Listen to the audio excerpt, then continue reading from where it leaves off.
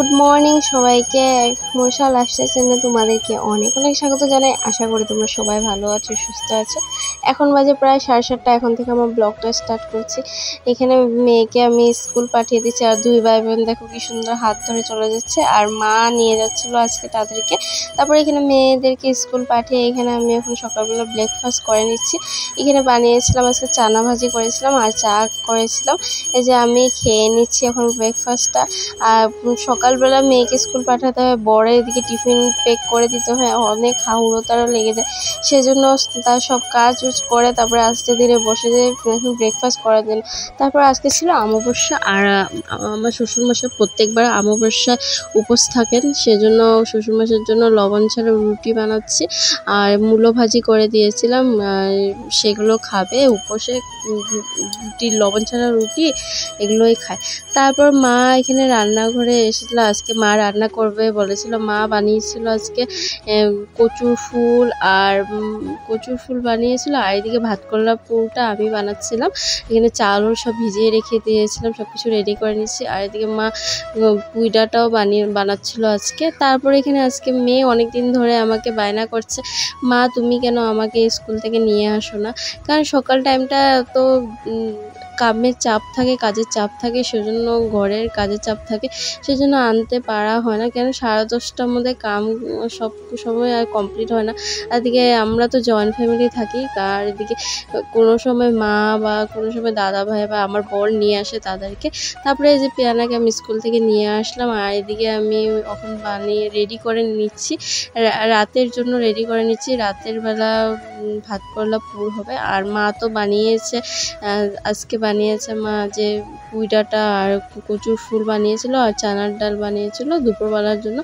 আর রাতের জন্য আমি রেডি করে রাখছিলাম, কারণ মেয়েকে সন্ধ্যেবেলা পড়াতে বসাতে হয়, আর সামনে বসেই সব পড়াতে হয়, কারণ ছোটো এখনও নিজ দল লিখতে পারে, সব দেখে দেখে দিতে হয়। সেজন্য সব কিছু রাতের খাবারটা আজকে আমি রেডি করে নিচ্ছিলাম। এদিকে আমি বর আর বাচ্চাদের জন্য ভাত করলা পুরের জন্য রেডি করে নিচ্ছিলাম। তোমরা তো সবাই জানো আমার বরের গ্যাস্ট্রিকের প্রবলেম আছে, সে তো আর শস্য খাবে না, সেজন্য আলু দিয়ে ভাত করলা পুর রেডি করে নিচ্ছিলাম ঝাল ছাড়া। এদিকে আমি শিলনোড়ে এখানে চাল বেটে নিচ্ছিলাম। ভাত করলা পুর বা যে কোনো পুর চাল বেটে খুবই টেস্টি হয়, আবার গ্রাইন্ডারে পেস্ট করলে অত একটা টেস্ট হয় না। তুমি যে কোনো রান্না, তুমি মশলা যদি শিলনোড়ে বা তুমি বেটে যদি রান্না করো, খুবই টেস্ট হয় রান্নাটা। আর আমাদের ঘরের সবাই ভালো পায় যে শিলনোড়ে বেটে রান্না করলে, খুবই ভালো পায়। কোনো এক সময় শিলনোড়ে বাটা হয়, সবসময় তো আর বাটা হয় না, গ্রাইন্ডারে পেস্ট করা হয়। আর এমনি তো খুবই ভালো লাগে শিলনোড়ে বেটে খেতে। আর আজকে সেজন্য আমি এখানে সব কিছু বেটে রান্না করছিলাম। আর মার হাতের পুরাটা কি বলবো, খুবই টেস্ট হয়। মার হাতে যে কোনো রান্না বলো, নিরামিষ রান্না খুবই টেস্ট হয় একদম। আর মা যদি সিম্পল ডালও বানায়, খুবই টেস্ট হয় মার হাতে। এখানে মা এখানে কচুর ফুল বানাচ্ছিল। এদিকে আমি এই যে বরের জন্য আর বাচ্চাদের জন্য ভাত করলা পুরোটা আলু দিয়ে রেডি করে নিচ্ছি। এদিকে দেখো মার কচুর ফুল বানিয়ে রেডি হয়ে গেছে, চানা দিয়ে বানিয়েছে। তারপরে এখানে আমি খেতে বসে পড়লাম। আমি ভুলেই গেছিলাম যে আমি আজকে ব্লগ বানাচ্ছি, সেজন্য ভুলে গেছিলাম। হঠাৎ আজকে রান্নাটা খুবই টেস্টি হয়েছিল। মার হাতের রান্না কি বলবো, অমৃত। যখনই মা বানায় খুবই টেস্ট, আর খুবই আনন্দতে আমরা খাই। মার হাতের রান্না খুবই টেস্ট হয়। মা বেশিরভাগে ধরো যেদিন নিরামিষ থাকে, আমাদের শুক্রবারে আমাদের নিরামিষ, আমরা অনুকূল ঠাকুরের দীক্ষিত হচ্ছে, সেদিনে বেশিরভাগ মা শুক্রবারে বানায় আর নিরামিষ বানায়। আর চাল ডালটা বানিয়েছিল যে মা, খুবই টেস্ট হয়েছিল। তারপর প্রায় বিকেলবেলা আমি গাছ থেকে ঢেঁড়স তুলে নিচ্ছিলাম, আর অনেকগুলো ঢেঁড়স ধরেছিল, সেজন্য মা বলেছে তুলে নিতে, সেজন্য তুলে নিচ্ছিলাম। আর নিজের লাগানো গাছ থেকে যদি দেখবে একটাও যদি ফল উঠে বা সবজি উঠে, সেগুলোর আনন্দ এক আলাদাই অনুভূতি লাগে না। আর বাজার থেকে তুমি যদি 1000টাও সবজি আনো বা অনেকগুলো সবজি থাকে, তবুও মানে অতটা খুশি হয় না যাতে নিজের লাগানো একটা গাছ থেকে তুমি একটা ফল তুলবে।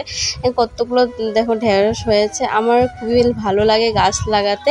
এদিকে আমি আরও অনেক কতগুলো গাছ লাগিয়েছি, বেগুন গাছ, তারপর আমি এখানে বরের জন্য আপেল কেটে নিচ্ছি। আর বরের আপেলের চুকলা খাওয়া নিষেধ আছে, চুকলা খেলে গ্যাস হয়ে যায়, সেজন্য চুকলাগুলো ছাড়িয়ে নিচ্ছি আমি। তারপর এখানে আমি বরকে দিয়ে দেবো।